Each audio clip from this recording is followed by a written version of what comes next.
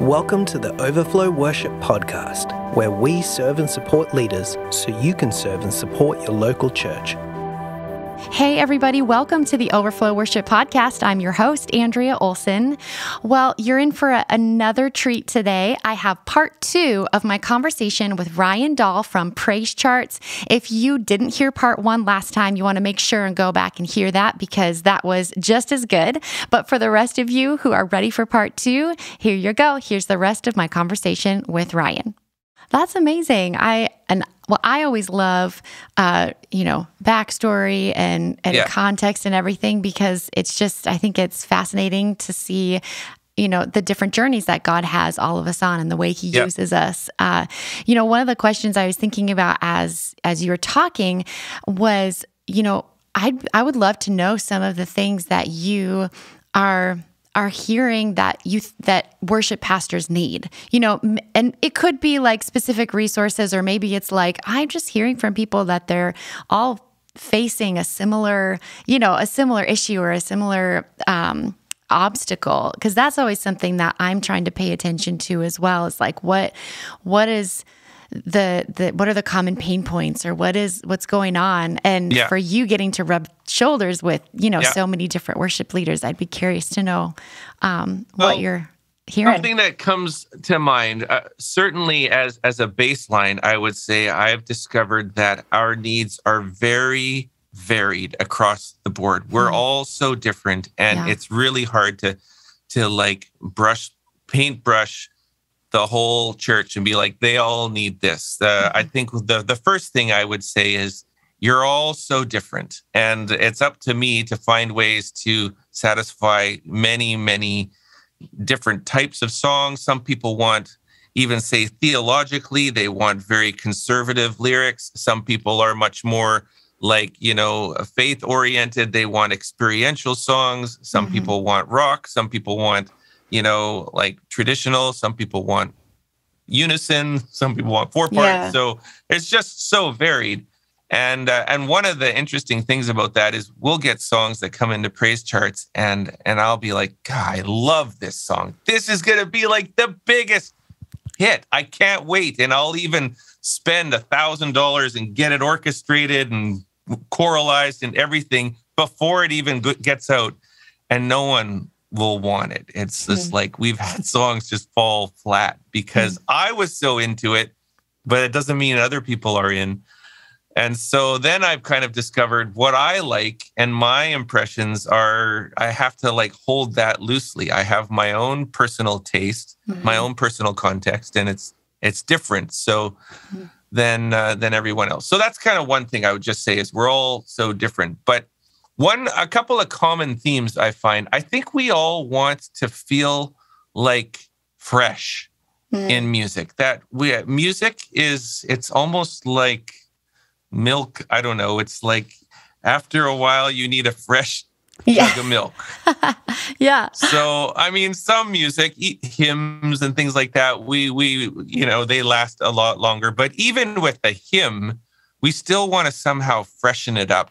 And so I find that to be common. And if there's one way PraiseCharts has helped serve so many different worship pastors is that they feel like if they tap into PraiseCharts, they're not going to get left behind. They're not going to be like, I can't think of any new songs to sing. There's nothing out there. I haven't even heard.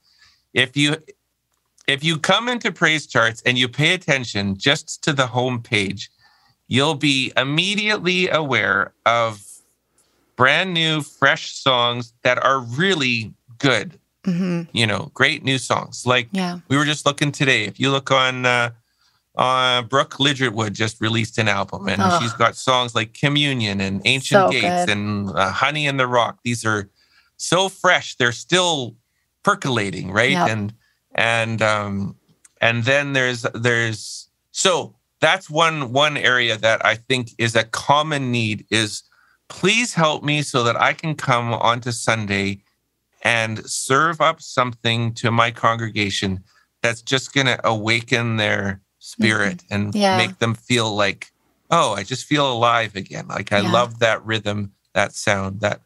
song. And it might be with a really modern rock song. It could be also with a not, it could be a fresh hymn arrangement or something like that. But yeah, I don't know. I don't know what you think about that, but that's just something that kind of comes across to me is we're all so different, and yet we all don't want to go stale as worship pastors, right? Yeah, absolutely. And I think it's important for us to remember that we are all different, because sometimes I think there's a tendency to compare to all the other people or worship leaders or churches that are around us, or the ones that, maybe we hear of a lot, and they're doing wonderful things. Like they're doing wonderful ministry, but then we kind of look back inward. It's like, well, but we're not that, or we don't have that many people or that big of a budget, or, those kinds of things. But it's like, we're not supposed to. Like, we're not all supposed to be the same. And so embracing that we have different needs, and it's okay. Like, it's not bad that you want the hymn arrangement. It's not bad that you want the vocal, all the harmonies. Like, that's the community that you serve and that God's placed you in. So, I love that. I think that can be a bit of challenge in our YouTube world, because as much as YouTube can be a great place to showcase new music, it also sometimes can feel like, oh, great. It's like, it's another, we don't have lasers and smoke and lights like that, or we don't sound like that. It can be a bit deflating. It's kind of like social media, For me, I can only take so much of hearing about how awesome other people's lives are, because my life just doesn't feel that awesome sometimes. We're all like that, right? Right. We have to contend with that, especially as worship pastors, because let's just be honest that we do compare ourselves. Yeah. We want to sound as good as the next person, or we want to sound like that album. And I just kind of want to put it out there to say, like, I'm like that. I have to battle that internal thing of having this vision of what I want to sound like and wondering if I could pull that off. And then sometimes I end up getting reminded that the Lord was able to be so effective in my context, even in all its imperfections. So I'll tell you this one. I have a super funny story. And if you play piano, you'll love this. Okay. I was leading worship, and my pedal started to slip away. Has that ever happened to you? All the time. I have to duct tape it to the ground. Seriously. But I didn't have that this time. So I'm leading worship for these girls. And it was at a recovery house, and my pedal is slipping further and further away until I couldn't reach it with my big toe. And you know how awful it is to play piano without a pedal. It's like your security blanket. Yeah. So anyways, I ended up having to stop in the middle of a song and ask someone, could you please come? So I have someone bending down in front of me, pushing the pedal. That happened 4 times in set. It was incredibly embarrassing. So then I went back to the same place to lead worship. And it was so funny because I brought my own pedal, which had Velcro on the bottom of it. Yes. The girls were like, oh, you brought your own pedal today, did you? And then I sort of made a funny story of it. And I don't know, but I just kind of decided I'm just going to use this as a way to show them that I don't have it all together. Like, this is not perfect. And I'm sorry. I wish that the pedal wasn't like this, but it is. And let's all just not take ourselves quite so seriously here, right? Yes. Yes. So I don't know. That was the experience that I had that I think I just want to help remind other people. It's like, it's okay if you're not the latest and greatest. People want someone authentic to lead them in worship. They don't want a rock star. They want a human being who shows even their weaker side, in appropriate ways. That's kind of what I think. So I like to try to help let that message come through, even as much as PraiseCharts is a platform where we're making all these resources so that people can sound amazing and sound like the recording and blah, blah, blah. But then I, at the same time, remind them that's not what it's all about. There's more to this, right? So that's important to me. Amen. Yeah, absolutely. Before we get back to the rest of today's episode, I have to tell you, save the date for October 7th and 8th in Willmar, Minnesota, because the Overflow Worship Conference is happening again. You do not want to miss this. It's going to be an incredible weekend of encouragement and growth. This event is for worship leaders and entire worship teams. So don't miss out. This is our 9th annual conference, and I got to tell you, it's going to be the best one yet. Stay tuned to our socials and our website for the latest event updates. You can get all of that at overflowworship.com. And don't forget, mark your calendars, October 7th and 8th, 2022 in Willmar, Minnesota. We'll see you there. Absolutely. And it's nice to know that we aren't alone in that, just hearing your story and being able to just relate to that. And for people who are listening, being able to relate to that and feel like, okay, yeah, I'm not alone in this, and I can be the real me. Yeah. And who God has made me to be as a leader. So let's just shift gears a little bit here in our last several minutes. What are some of your favorite resources that maybe are newer to the game? Like whether it's, you talked a little bit about worship keys or, that kind of thing. What are some of the newer resources that you're really excited about? Yeah. And are you asking about like from PraiseCharts or even just? Yeah, from PraiseCharts. Yeah. Okay. Well, you mentioned worship keys, so I can just mention about that. We were sharing about before that I have a Nord, you have a Nord.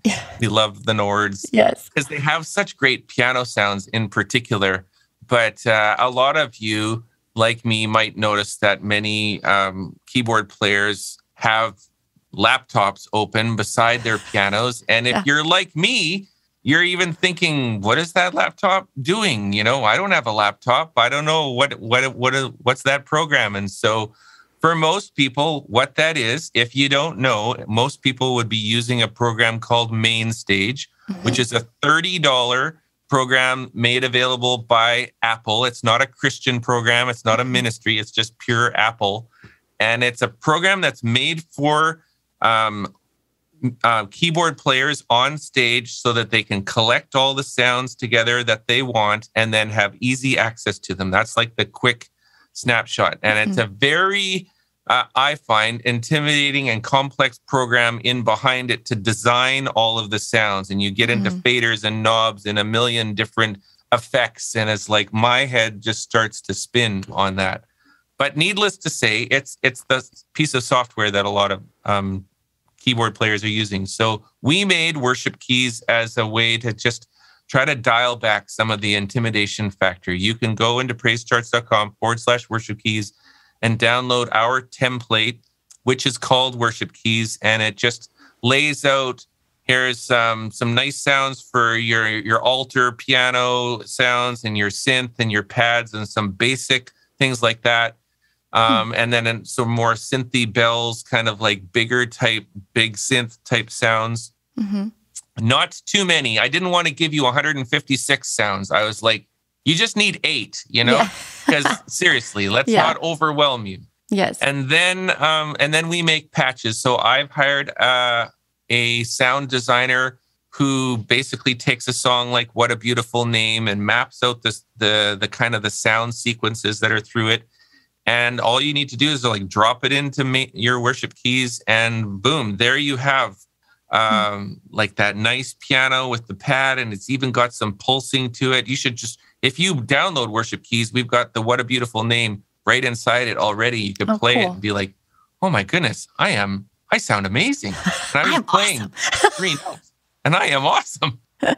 So that's the experience we wanted to give to people. And we've had lots of those patches for free, but if they're not free, they're just a couple of bucks. And it's well worth the couple of hours that you could otherwise spend trying to sort through. And you don't need, any other software there's one plugin that's free that you need to get on your computer. We've got all the instructions for that. Okay. And so that's what Worship Keys is. It's a bit of a product of COVID, because it was like, it's Ryan bored in his office, waiting for COVID to be over, trying to think of a way to help out the church, right? Yeah, that's amazing. So that was that. And I'll tell you another thing I'm kind of excited about, and this pairs us up with another company that I really like. They're called OnSong. I don't know if you've heard of OnSong. I have, yes. So OnSong just unveiled their newest version, which is OnSong 2022. Now, OnSong 2020, you had to pay like $70 for. OnSong 2022 is free, but if you use it with many more songs, you have to pay a small subscription to maintain it. But they have built PraiseCharts into the inside of OnSong. Cool. So, and it is beautiful. Like, any of you watching, download OnSong 2022 for free.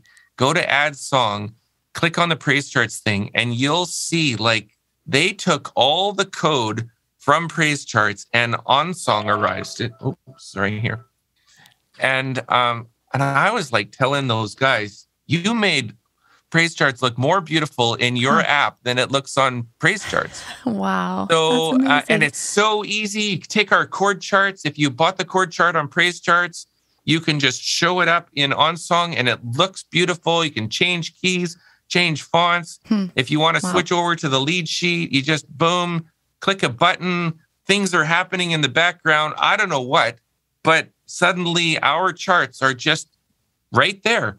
Wow. So they really like PraiseCharts, and That's they know amazing. I like OnSong because I use OnSong when I go and lead worship. You know, when my pedal disappears on me under the, I'm using OnSong too. So that's amazing. So that's been a really neat thing. Another quick, fun little thing is we're working together with this new company now, and they are porting over our charts so that it's called Harmony Helper, so that you can sing along with an app and find out what the alto line is, for example, and the app will listen to your voice, tell you if you're singing in tune and on the right note, and it will give you feedbacks as you learn your choral part or something like that. That's amazing. Isn't that crazy? What? You can go and download Harmony Helper from the App Store right now. They are working to integrate with PraiseCharts right now. So it's one exciting thing I love. We've done integrations with Planning Center online. You can buy music at PraiseCharts, send it over to Planning Center,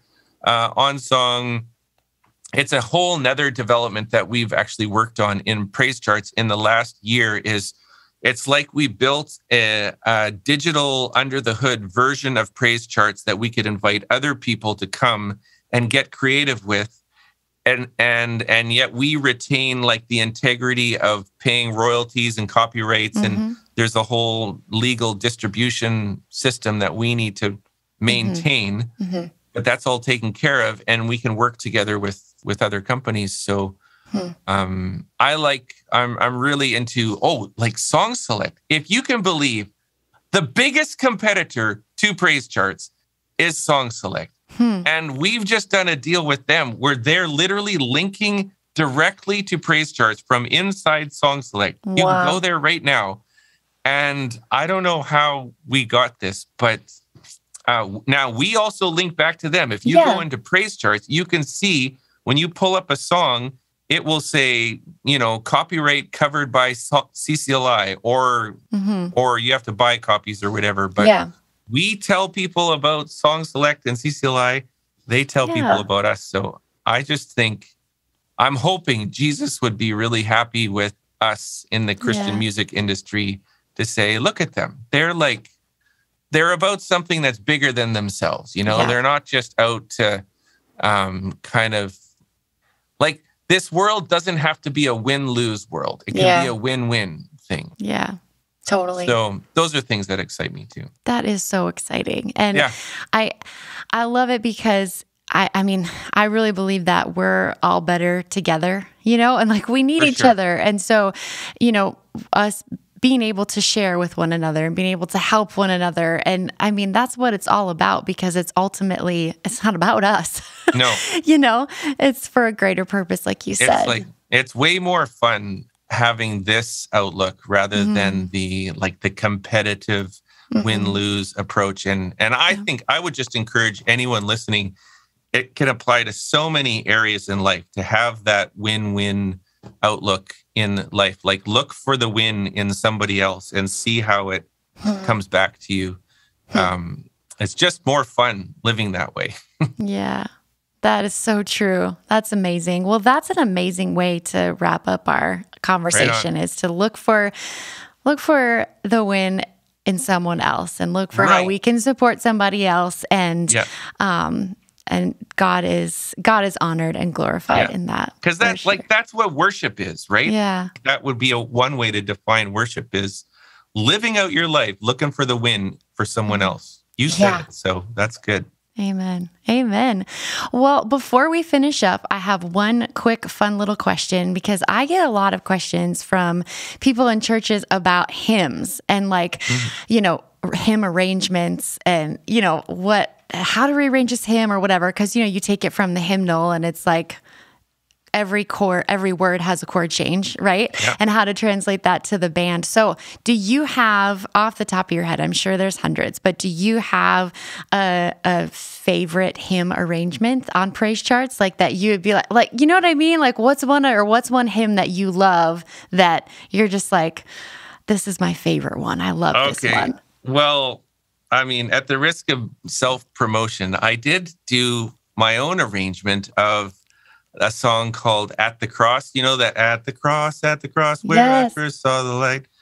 Yes. Anyways, so you could go into PraiseCharts and find it. If you look for my name or look for that, listen to it. We had it recorded, orchestrated. We went to the studio with the full orchestra, all that kind of stuff. And I think we even give the song away for free because I like to do that. But a lot of people have gotten it, and it's just I don't know. I had this kind of little idea for a bridge that seems to fit well with it, and so anyways, that's amazing. One if you're just asking. But another cool thing is we're just about to bring out all of the hymn arrangements from a guy. His name's Nathan Drake. You can look him up online. I did a interview just like I'm doing with you. I did it with him, and then out of that, I was like, we talked all about hymns.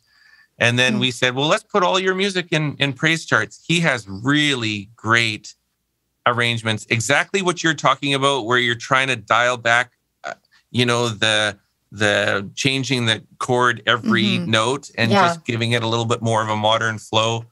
So we're bringing all his music into PraiseCharts. I mean, we have so many hymn arrangements. I bet we have 60 or 70 versions of Joy to the World. Wow. Every Christmas, we're making 5 or 6. Wow. All of the big hymns, we have any way you would ever want to do it. That's amazing. Cool. Amazing.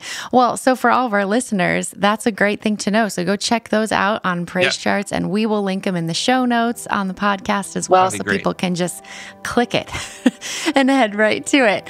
So Ryan, thank you so much for spending time with me today. This has been such a fun conversation, and I really appreciate you taking the time. So thank you. It's been fun. Thank you very much, Andrea. It has. All right. Well, everybody, thanks for tuning in for another episode, and we will look forward to the next time. You've been listening to the Overflow Worship Podcast. If you enjoy our podcast, please take a moment and leave us a 5-star rating and a written review, which helps us reach more people. New episodes are released every other Monday. So until next time, thank you for listening.